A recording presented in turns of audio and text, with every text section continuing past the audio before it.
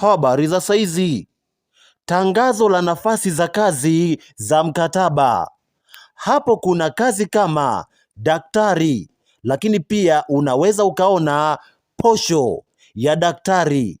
Lakini kuna kazi kama afisa muuguzi, msaidizi daraja la pili. Unaweza ukaona posho. Lakini kuna kazi kama tabibu daraja la pili. Unaweza pia ukaona posho yake.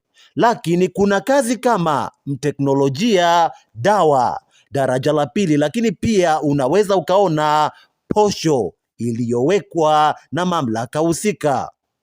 Muhimu, zingatia masharti, lakini pia zingatia muda, lakini mwisho zingatia utaratibu uliowekwa na mamlaka husika.